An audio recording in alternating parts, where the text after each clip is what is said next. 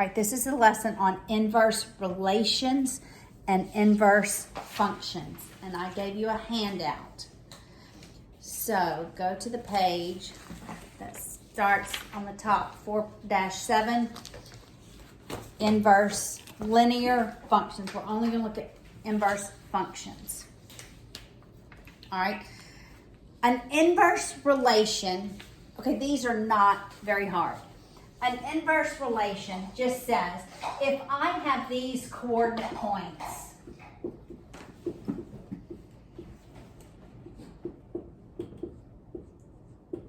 if I tell you those coordinate points define a relationship, all right? The inverse, so these are x, y coordinates, right? The inverse is simply swapping your x and your y's. So that instead of 2, 3, it becomes 3, 2. You literally just swap your x and your y's. All right, that's an inverse relation. Inverse function. So let's talk about what a function is first.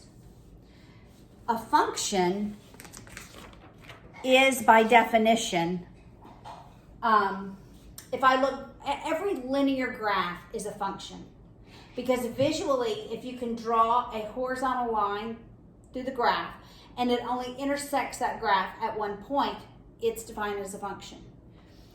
But a function also can be a set of coordinates where every x has one and only one y.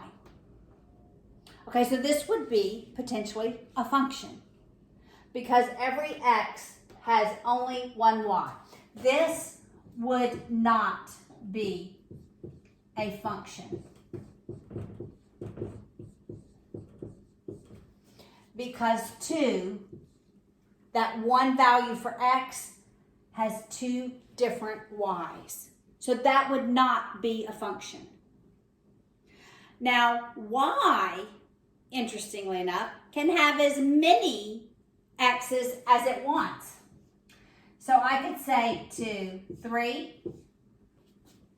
I could say negative 2, 3. I could say 1, 3. I could say 0, 3. But every x has one and only one y. It's okay if y has multiple x's. That is still a function.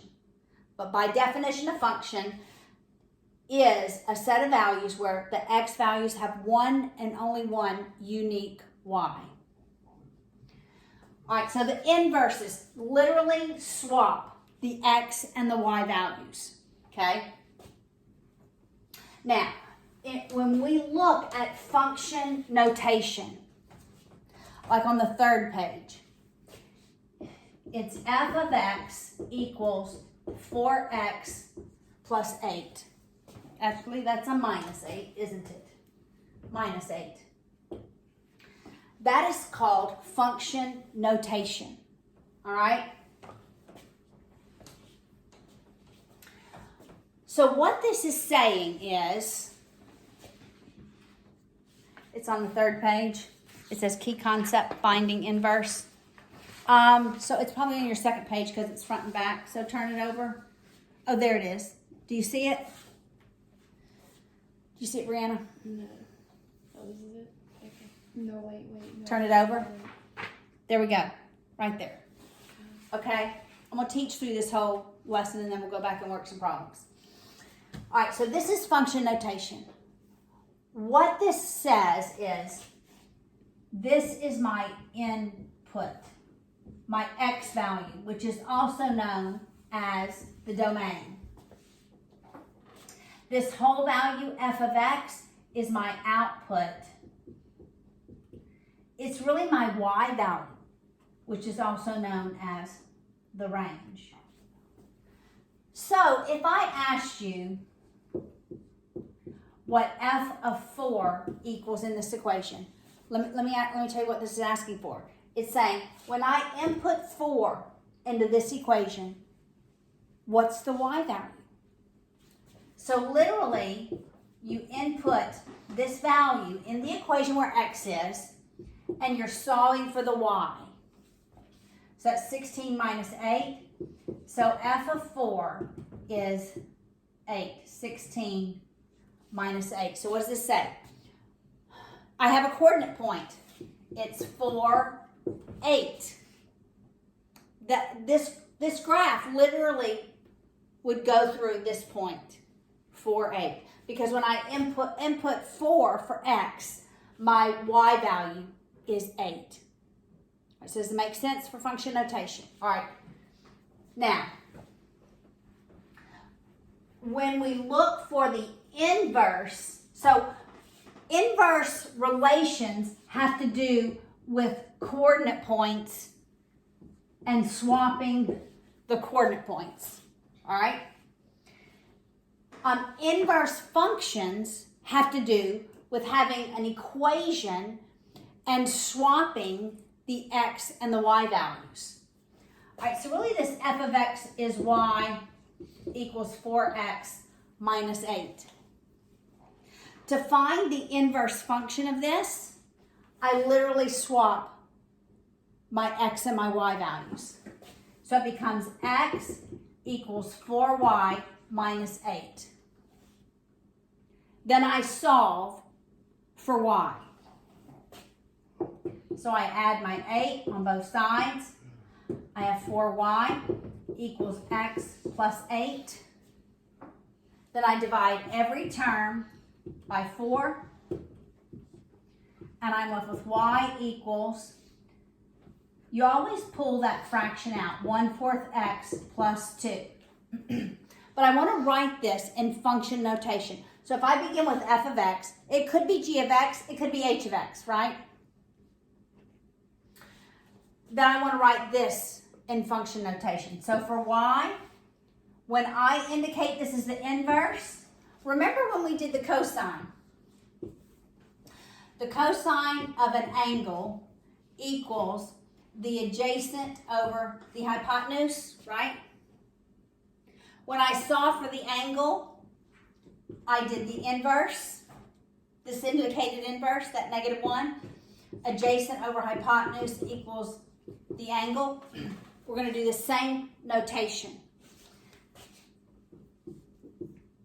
The inverse of f is equal to 1/4 x plus 2.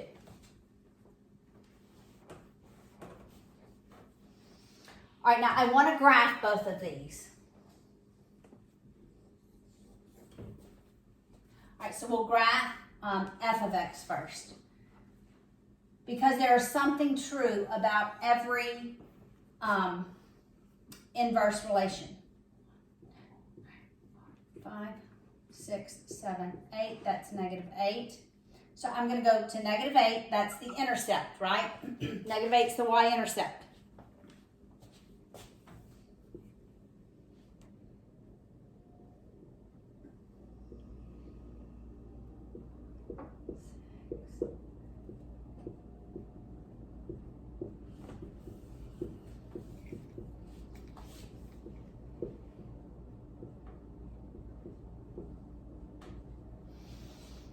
All right, I should go down a little lower. We're only going to go up. So let me go to 8 here. All right, so my slope is, I'm going to rise 4 as I run 1. I'm going to rise 4 as I run 1, right? I'm going to rise 4, 1, 2, 3, 4 as I run 1. I'm going to do it again. 1, 2, 3, 4 as I run 1. All right, so here is my f of x.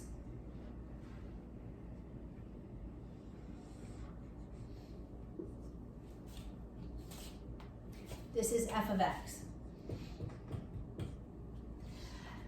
Now, what happens with my f prime of x is it's going to reflect across the x equals y?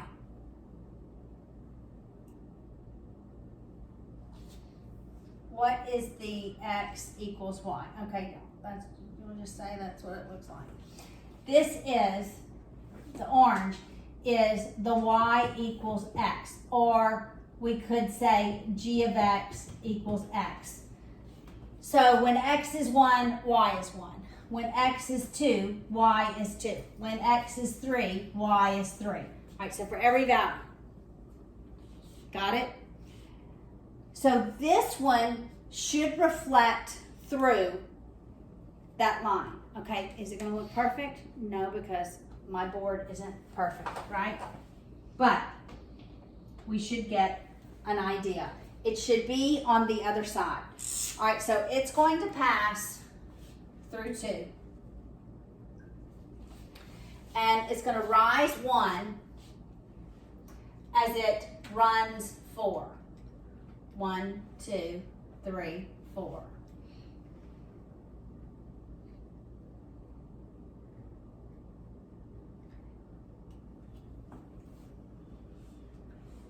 Let's go back down this way. Fall, 1, 2, 3, 4. Fall, 1, 2, 3, 4. All right, so it looks like this.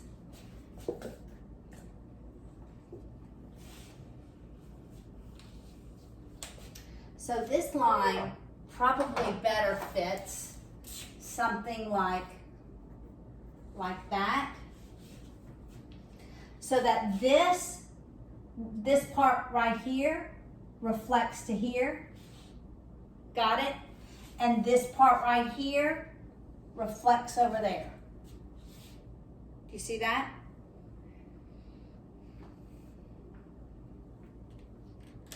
All right. So we just swap. What do we do first? We put y in for f of x. We swap our x and our y's. And then we solve for y. I want to do the hot problem together on the last page. The back of the last page. All right, so that is higher order thinking is the hot problem. Many textbooks have higher order thinking problems. All right, so we have to really think about what is the answer. All right, so 32 is what I want to do. If f of x is 5x plus a, and the inverse function, when I plug in 10 for x, equals -1, what does a equal? All right, so how do you think I'm going to approach this?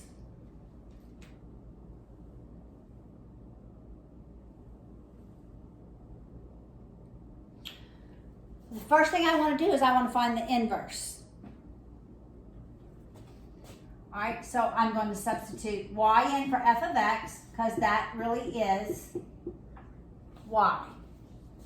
Then what do I do next when I'm finding the inverse? Swap x and y. Swap the x and the y. So I have x equals 5y plus a. What do I do next, Brianna?